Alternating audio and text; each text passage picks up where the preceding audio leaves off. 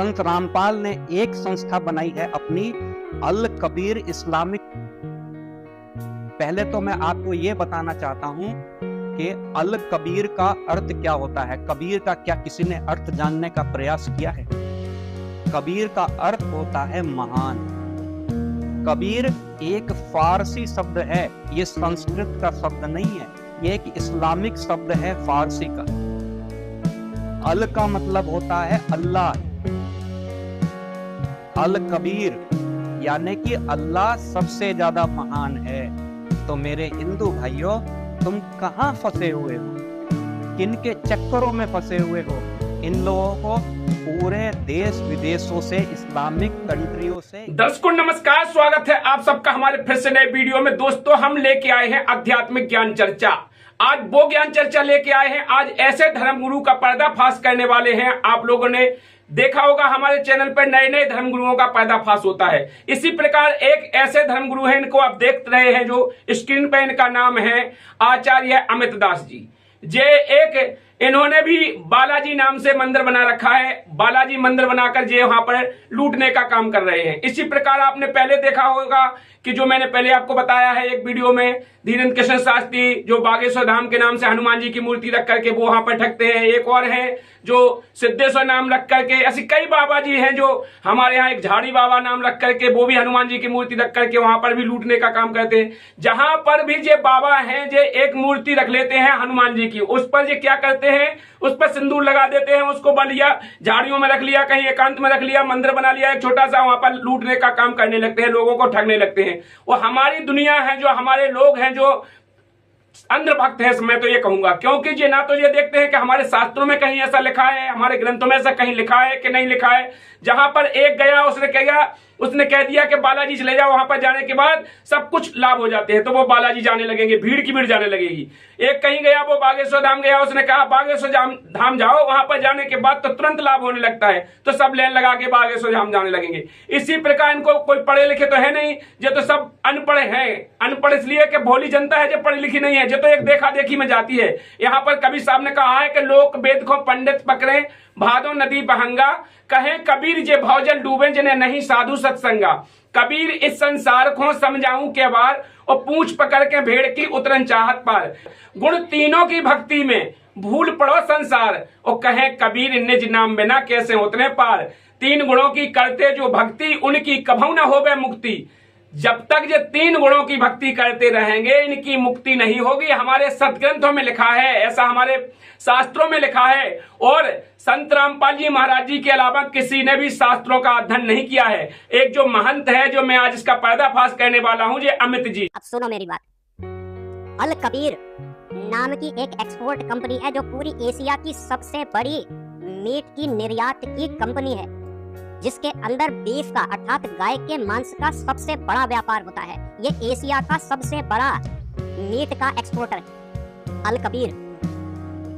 और संत रामपाल के जाकिर नाइक से भी रिश्ते हैं। मैं भारत सरकार से आज इस वीडियो के माध्यम से ये प्रार्थना करता हूँ कि जो इसने अपनी एक संस्था बनाई है अल कबीर इस्लामिक, इसकी जांच होनी चाहिए। हम इस जांच के लिए प्रधानमंत्री श्री नरेंद्र मोदी से प्रार्थना करता हूँ कि इसकी जांच की जाए। आखिर इसने अल कबीर नाम क्यों रखा है, इस पे विचार करने की आवश्यकता है। क्योंकि संत रामपाल लाखों अनुयायियों में भगवान के रूप में पूजा जाता है।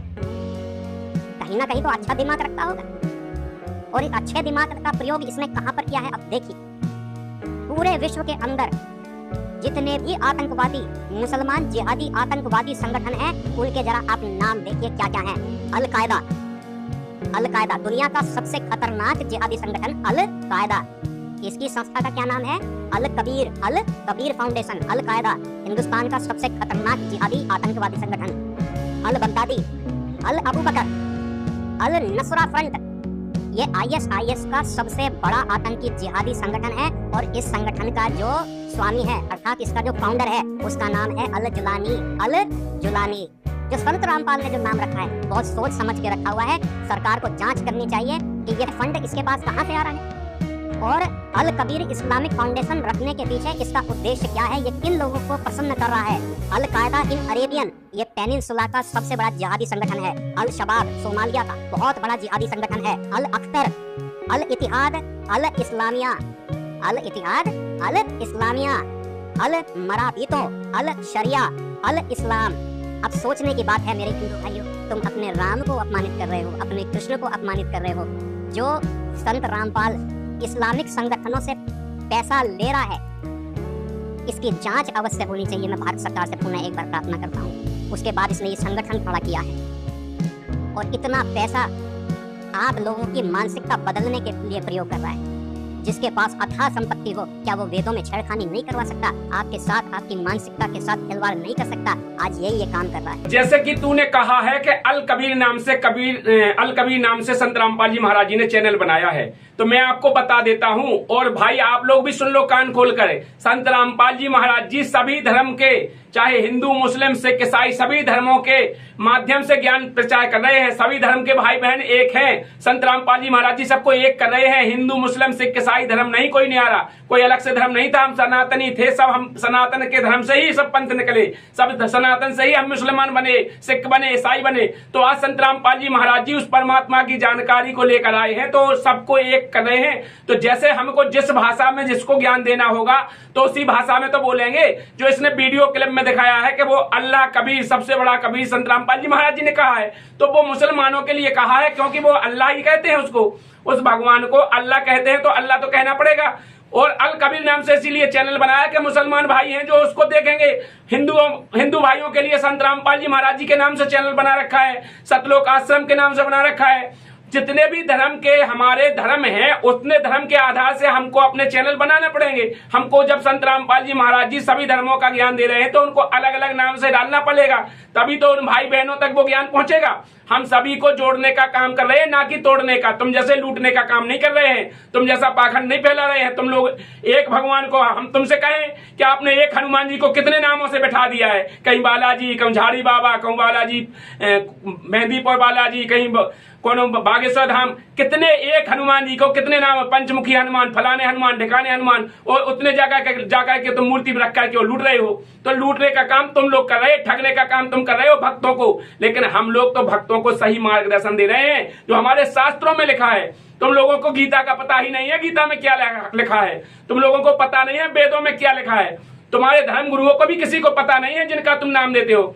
तुझे कोई भाषा बोलने का भी पता नहीं, तुझे तो कुछ भी पता नहीं है। तू तो अब बैठ गया तू वहां पर, क्योंकि तेरी रोजी रोटी बंद हो रही है, तेरे पास कोई नहीं आ रहा है, तो तुझे लग रहा है क्योंकि तू झाड़ा लगाता है, अब झाड़ा लगवाने वाले नहीं आ रहे होंगे, तो तूने सोचा कि चैनल पे आ जाओ, चैनल पर संत रामपाल जी महाराज जी को टारगेट कर लो, तो मेरा चैनल चल जाएगा। तो तू चैनल चलाने के चक्कर में है, या फिर तू दुनिया को, भोली भाली जनता को गुमराह करने का ही काम कर रहा है, जैसे तुम्हारे अभी तक जितने भी धर्म गुरु थे ये करते आए, जिसका प्रमाण हमारे देवी पुराण में बताया है संत रामपाल जी महाराज जी ने कि सतयुग, द्वापर, त्रेता के जो राक्षस माने जाते थे वो आज कली में ब्राह्मण हैं। वो ब्राह्मण कौन है? तुम जैसे पाखंडी, पराये पाखंड कहना, दूसरों को ठगना, लूटना, जो सारे काम उसमें लिखे हैं वही आज तुम कर रहे हो। तो तुम लोगों को जैसे ब्राह्मणों के लिए लिखा है, सभी ब्राह्मणों के लिए नहीं लिखा है। जो तू कह रहा था कि तो सब ब्राह्मण होंगे, सब ब्राह्मणों के लिए नहीं लिखा है। जो पराया पाखंड करते हैं, दूसरों का धन लूटते हैं, ऐंठते हैं, गलत मार्ग दिखाते हैं, भक्ति के नाम पर जिनको ठगते हैं, उन पंडित पाखंडियों के लिए लिखा है।